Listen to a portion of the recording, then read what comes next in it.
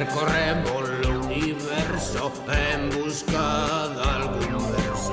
Nos libros a imaginación atópase a cachón.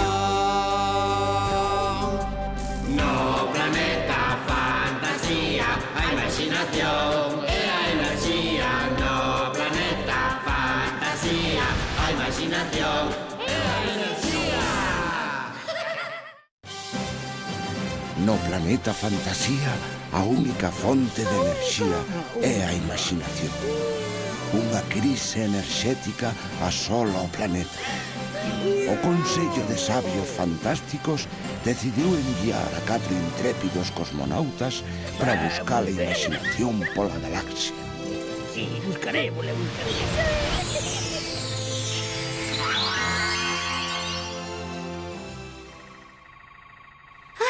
Espelliño, espelliño, que ben me senta o colorete novo. E que me dis do peiteado, espelliño?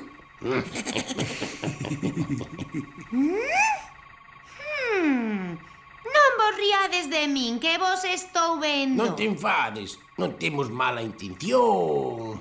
Resultas moi graciosa facéndote a presumir. Eu non son presumida, son guapa. Marcho a buscar un libro onde coñecín un neno moi simpático que nos vai prestar un. Que interesante. Non toque delo espello, é moi frágil. Volvo de contado. É unha presumilla e fidunche outro. Non te das conta. Cuidado, aí ven.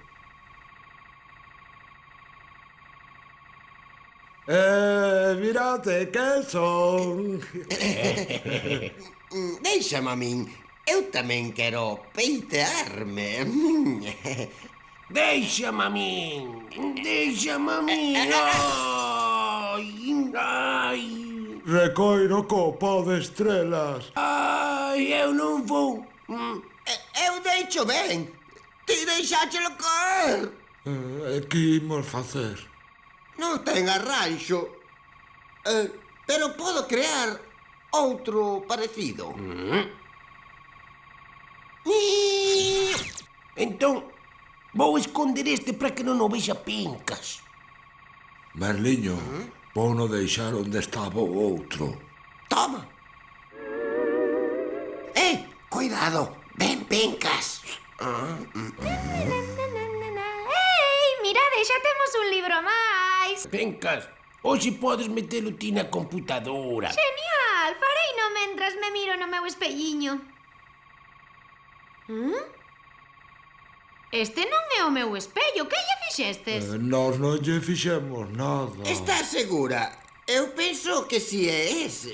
Ai, non. O meu espello leva grabado feito no planeta fantasía por detrás e este non. O teu escachou sen querer.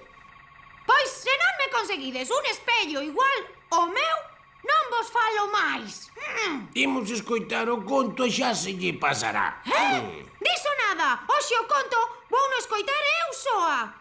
Vos tedes que amañarme o meu espello. Imos tratar de amañalo. Será o mellor. Título: O espello e o dragón. Autor: Xavier Queipo. Ilustracións: Maite Ramos. Editorial: Edicións Xerais. Hai moitos anos, nun recuncho do Himalaya, había un país tan pequeno que só tiña unha montaña. Na montaña había unha cova, e na cova habitaba un terrible monstro coñecido como o dragón Némoz. Canso de vivir baixo o dominio do dragón, o rei Tenduk, que gobernaba aquel país, chamou ao seu pobo a consello para buscar unha maneira de desfacerse do monstro. Ao principio, ninguén se atrevía a falar, ata que de súpeto alguén rachou o silenzo e dixo: Rei Tenduk, tedes 3 fillos fortes e varís, e se algún deles é digno de herdar o voso trono, terá que nos liberar do suplicio do dragón. O rei Tenduk, esa decisión pareceulle moi xusta e mandou chamar os seus 3 fillos para contarllo. En canto llo dixo, falou así Hanuk, o fillo maior do rei. Meu querido pai, non teredes queixa de min, pois sempre fun un home de armas e valente. E se me dades o voso consentimento, andarei polo mundo e volverei coa espada mellor forxada, e con ela eu mesmo dareille morte ao dragón Nemoth. Despois, falou Kiruluk, o fillo segundo do rei, e dixo así: Meu querido pai, non teredes queixa de min, pois sempre fun un home de ciencias e de mañas, e se me dades o voso permiso, irei polo mundo e volverei co veleno máis mortífero que se poida inventar, e con el eu mesmo lle darei morte ao dragón. E falou así o fillo máis pequeno do rei Tenduk.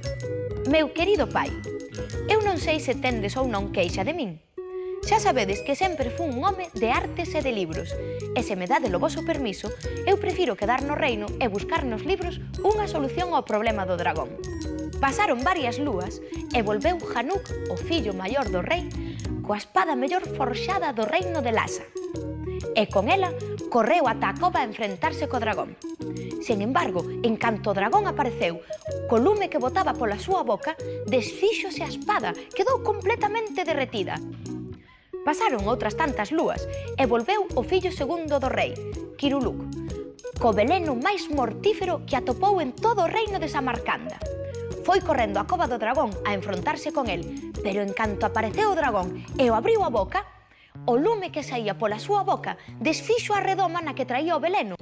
Mentres tanto, o fillo menor do rei, Liluk, foi visitar a un soplador de vidro e díxolle que lle fabricase un espello cóncavo, que son eses espellos nos que cando un se mira vese completamente deformado. Aos poucos días, a filla menor do soplador de vidro apareceu no pazo e mandaron moitos homes que fosen colocar o espello cóncavo á porta da cova onde vivía o dragón. A mañá seguinte, cando o dragón se dispoñía a saír da súa cova, quedou tan temeroso daquel monstro tremendo que había na porta da cova que volveu para dentro e ali pasou encerrado moito tempo, ata que finalmente morreu de fame. Pincas, toma, xa telo o teu espello rachado.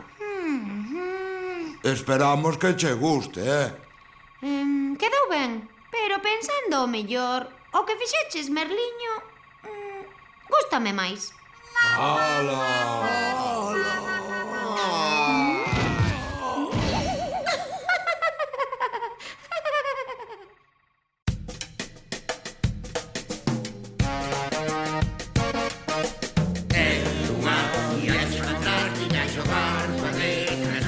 Pilla, é unha experiencia galáctica, entrar no seu mundo de maravilla.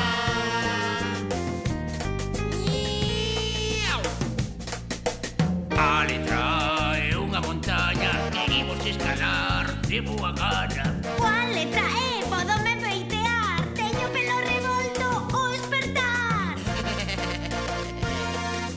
É unha viaxe fantástica, xogar coas letras a pilla. É unha experiencia galáctica, entrar no seu mundo de maravilla.